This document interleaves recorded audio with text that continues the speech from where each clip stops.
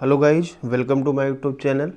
FCI AG grade 3 का जो है एग्ज़ाम फर्स्ट शिफ्ट का संपन्न आज हो चुका है और यह नए साल का जो है पहला एग्ज़ाम है।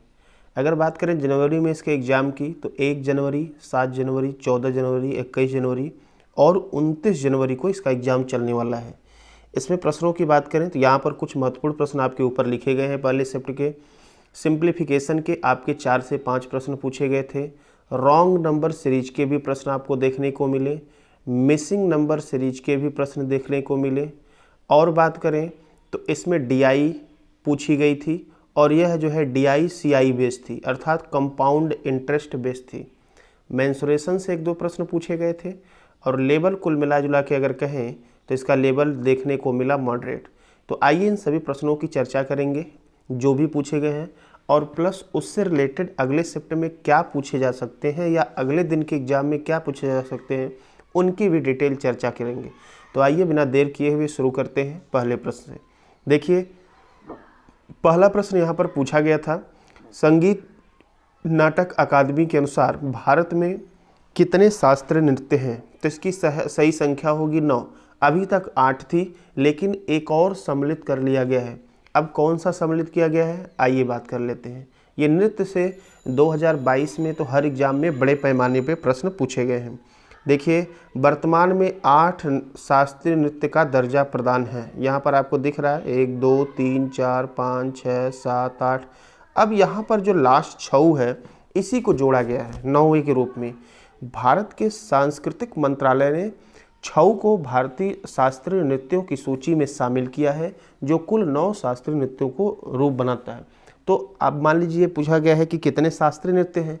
अगले शिफ्ट में या अगले एग्जाम में ये पूछा जा सकता है कि जो है 9वां शास्त्रीय नृत्य कौन सा शामिल किया गया है। तो ध्यान दीजिएगा, छऊ है। ये भी पूछा जा सकता है कि किस मंत्रालय ने, तो भारत के सांस्कृतिक मंत्रालय ने शामिल किया है। अगले प्रश्न की बात करते हैं। पूछा गया था कि रामचरितमानस को जो है किस भाषा में लिखा गया है। तो देख लीजिए, अवधी भाषा में लिखा गया है। ठीक है, किस में लिखा गया है? अवधी भाषा में।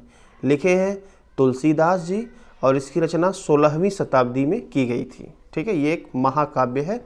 रामायण की घटनाओं का काव्यात्मक पुनर्कथन माना जाता है। ठीक है, रामायण लिखे थे वाल्मीकि, जिनको हम आदि कवि कहते हैं, और उन्हीं के दूसरे अवतार तुलसीदास को माना जाता है। चलिए, अगला प्रश्न पूछा गया था कि क्षेत्रफल की दृष्टि से सबसे बड़ा राज्य कौन सा है। तो पहला स्थान यहाँ पर आता है राजस्थान। सबसे अधिक क्षेत्रफल यहीं का है और इस राजस्थान को महलों और मंदिरों की भूमि कहा जाता है। इसका स्थापना हुआ था 1 नवंबर 1956 और क्षेत्रफल की बात करें तो इसका जो क्षेत्रफल है वह है 3,42,239 वर्ग किलोमीटर और इसमें ज़िले की संख्या है 33। आगे बात करें, दूसरे नंबर पे मध्य प्रदेश आता है, तीसरे पे महाराष्ट्र और चौथे पे हमारा अपना प्यारा उत्तर प्रदेश आता है। शक्तिशाली साम्राज्य का घर इसे कहते हैं। ठीक है, चलिए अगले प्रश्न की बात कर लेते हैं। अगला पूछा गया था कि जहांगीर का उत्तराधिकारी कौन था।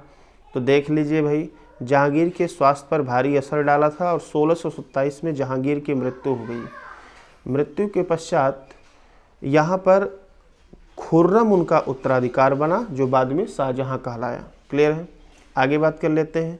अगला पूछा गया था कि चीनी निर्यात में भारत का कौन सा स्थान है दुनिया में। तो देखिए, खाद्य मंत्रालय ने जानकारी दी कि भारत दुनिया में चीनी के सबसे बड़े उत्पादक के रूप में उभरा है। देश चीनी का उपभोक्ता होने के साथ साथ दुनिया का दूसरा सबसे बड़ा निर्यातक है। देश में बीते वित्त वर्ष में रिकॉर्ड 5,000 लाख टन से अधिक गन्ने का उत्पादन हुआ है। तो यहाँ पर भारत जो है चीन उत्पादन में दुनिया में पहले स्थान पर और जबकि निर्यात में दूसरे स्थान पर है। ठीक है, चलिए अगले प्रश्न की बात कर लेते हैं। पूछा गया था सबसे अधिक साक्षरता किसकी है, किस प्रदेश की। तो देख लीजिए भाई, 2011 की जनगणना के अनुसार अगर यहाँ पर दिया गया है बढ़ते क्रम की, यहाँ पर बात करें सबसे अधिक साक्षरता आपको केरल में मिल जाएगा, सबसे कम बिहार में मिलेगा। ठीक है, बिहार सबसे कम है। ठीक है, और 63% बिहार की साक्षरता है। ठीक, आगे बात कर ले। चलिए, केरल पहले स्थान पे है 94%। अगला अगर इसके बारे में कुछ हम और दें तो 15वीं जनगणना हुई थी 2011 में। हर 10 साल पे जनगणना होती है और भारत की जो साक्षरता दर थी 74.04% थी। ठीक है, बिहार की साक्षरता न्यूनतम हमने बता ही दिया। और आगे बात करें, केरल की सबसे अधिक है। ठीक है, चलिए अगला प्रश्न देख लीजिए। पूछा गया था कि आईसीसी T20 वर्ल्ड कप 2022 का आयोजन कहाँ हुआ है। तो यह जो हुआ है ऑस्ट्रेलिया के यहाँ पर 3 ग्राउंड दिखा दे रहे हैं, मेलबर्न, सिडनी और एडिलेड ओवल, यही तीनों मैदान पे जो है क्रिकेट वर्ल्ड कप हुआ है, पुरुष T20 का क्रिकेट वर्ल्ड कप, जिसमें इंग्लैंड ने पाकिस्तान को हराकर बाजी मारी है। ठीक है, चलिए अगला प्रश्न, भाखड़ा पूछा गया था सबसे बड़ा बांध।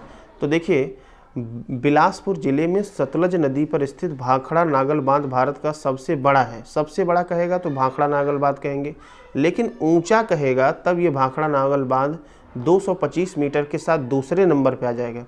यह ग्रेविटी बांध एशिया का दूसरे सबसे बड़ा बांध भी कहा जाता है, लेकिन ऊंचा की बात करेगा तो टिहरी बांध का नाम आएगा सबसे ऊंचा 260 मीटर, और भाखड़ा नागल बांध 225 मीटर। ठीक है, चलिए उत्तराखंड में है टिहरी। पूछा गया था विश्व वाटर वर्ल्ड डे, विश्व जल दिवस कब मनाया जाता है। तो यह जो है 22 मार्च को मनाया जाता है। अगला यहाँ पर आपका पूछा गया था कि राष्ट्रीय पशु क्या है। तो सारे हम यहाँ पर आपको बता दे रहे हैं। देखिए अगर बात करें सबसे पहले राष्ट्रीय ध्वज, तो राष्ट्रीय ध्वज तिरंगा आपको 3 रंग यहाँ पर दिख रहा है। इसके लंबाई चौड़ाई के अनुपात की बात करें तो ये 3 होगा, ये 2 होगा, 3:2 के अनुपात में है। ठीक है, यहाँ पर दिया भी गया है।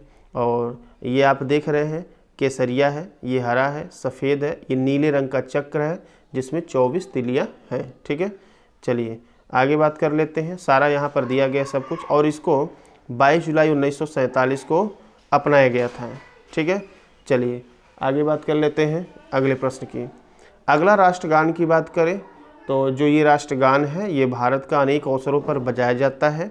ठीक है, तो 52 सेकंड में राष्ट्रगान को गाया जाता है। राष्ट्रगान को 52 सेकंड में, ये भारत का क्या है, राष्ट्रीय गान है।